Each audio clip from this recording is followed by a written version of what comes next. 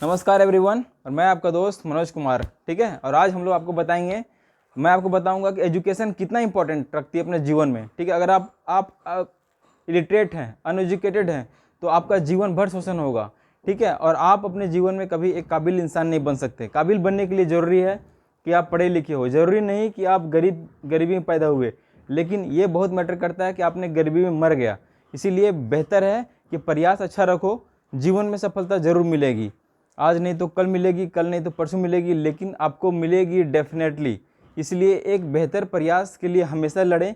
और जीवन में कुछ नया करना हो ना, जब भी कुछ जीवन में नया करना हो तो इसके लिए हाथ पांव मारना बेहद ज़रूरी है। जो लोग संघर्ष नहीं करते वो समुद्र से कभी वापस नहीं आ सकते, वो बिल्कुल तैर के वापस नहीं आ सकते, वो डूब भी नहीं सकते। इसीलिए अगर समुद्र में डूबना हो, सबसे पहले किनारे बैठना सीखो, उसे देखो, समझो, उसके बाद उसमें किसे कैसे डूबना है, उसके बाद आप एक हुनर डेवलप करो और वापस आ जाओ। ठीक है, अगर आप दौड़ नहीं सकते ना, अगर आपको 10 मील दौड़ना है, अगर टारगेट को पूरा नहीं कर सकते, तो आप धीरे धीरे दौड़ना शुरू करो। ठीक है, धीरे धीरे कैसे सीखना है, क्या दौड़ना है, कब सीख जाओगे। इसीलिए मेरा टॉपिक है कि एजुकेशन कितना इंपॉर्टेंट रखता है जीवन में। एजुकेशन के लिए मैंने कुछ लिखा है, ठीक है, ताकि आपको बता सकूं। देखो, आपने जैसे देश आज़ादी के समय ना बहुत सारे विचारक आए, थिंकर आए, इन्होंने कहा कि भाई राजा राम मोहन राय के नाम सुना होगा आपने। इन्होंने कहा कि most emphasis on the education, because education is the most powerful weapon by which you can change the world. अगर आपके पास एजुकेशन है तो ये हथियार है, आप अपने पूरा साम्राज्य को बदल सकते हो, अपने जीवन को बदल सकते हो, आप दिशा दे सकते हो। इसीलिए आप एजुकेशन गेन करो। अंतिम में बताऊंगा मैं कि आप कितना भी गरीब क्यों ना हो, एजुकेशन कैसे गेन करना है। पहले ये सुनो कि एजुकेशन कितना इंपॉर्टेंट रखता है जीवन में, बहुत ज़्यादा, ताकि आपका शोषण ना हो सके। ठीक है, तो कुछ सुन लो, फिर मैं बताऊंगा आपको।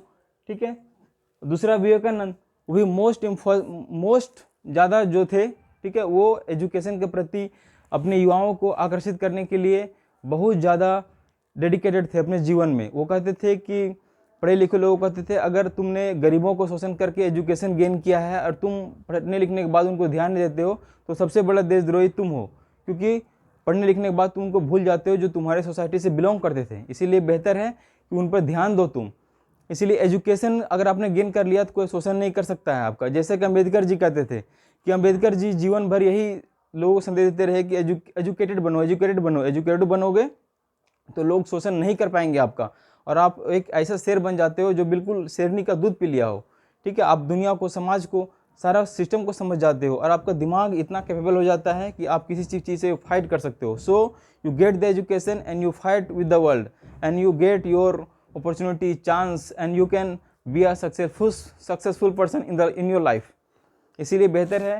तो अब जैसे अब्राहम लिंकन थे, वो बहुत गरीब परिवार में जन्म लिए। अब्राहम लिंकन गरीब परिवार में जन्म लेने के बावजूद भी उन्होंने कभी अपने सीमाओं को और नीचे नहीं जाने दिया, बल्कि जीवन भर लड़ते रहे, और 52 साल की उम्र में अमेरिका के राष्ट्रपति बने और एक भावी राष्ट्रपति बने, जिन्होंने अमेरिका को टूटने से बचा लिया। गृह युद्ध में उन्होंने बचाया 1862 में। हालांकि 1866 में उनकी मृत्यु हो जाती है और वो मर जाते हैं, लेकिन उनका नाम आज भी स्वर्ण अक्षरों से लिखा जाता है। आज भी वो अमर हैं, क्योंकि उनमें एजुकेशन था, पावर लेने की, डिसीजन लेने की क्षमता थी, और उन्होंने देश को, समाज को, दुनिया को कुछ ना कुछ दिया, बहुत कुछ दिया, जिनसे आज लोग इंस्पायर्ड हैं। ठीक है, अब अब्राहम लिंकन, आपने पढ़ना उस कैंडिडेट के बारे में।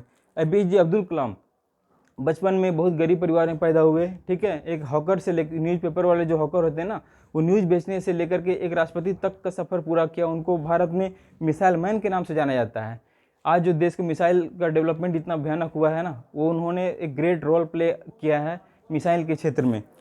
चाणक्य जी कहते हैं कि अनपढ़ पुत्र जो होता है सांप के समान होता है, वो क्योंकि अपना फैमिली के लिए ही विनाश का कारण बन जाता है। वो जीवन में कुछ नहीं कर सकता। अगर बहुत सारा अपॉर्चुनिटी हो उसके पास, बहुत सारा करने के लिए कुछ हो, फिर भी कुछ नहीं कर सकता है। अगर उसे अमेरिका में भेज दो किसी अनपढ़ इंसान को, तो जैसे गया तो वैसे वापस आ जाएगा, कुछ भी नहीं गेन कर पाएगा। वो चारों दिशाओं में कितना कुछ फैला था, क्या इनोवेशन था, क्या टेक्नोलॉजी थी, किस प्रकार रिसर्च चल रहा था। तो जरूरी है कि आप पढ़े लिखे समाज से हो, पढ़ा लिखा व्यक्ति हो।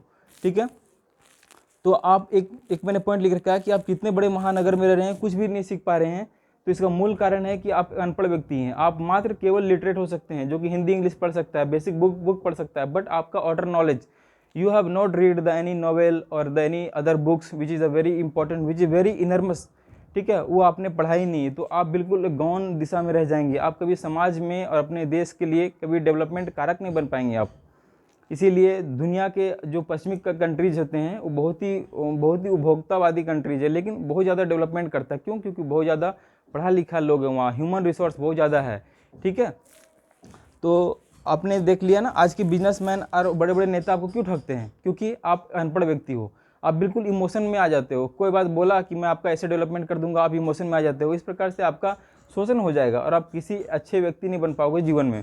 इसीलिए बेहतर है, किसी का पिछलग्गू बनने से बढ़िया है कि आप अपना खुद का नज़रिया डेवलप करो और खुद में दिशा में चलना शुरू करो। आपका कोई शोषण नहीं कर पाएगा।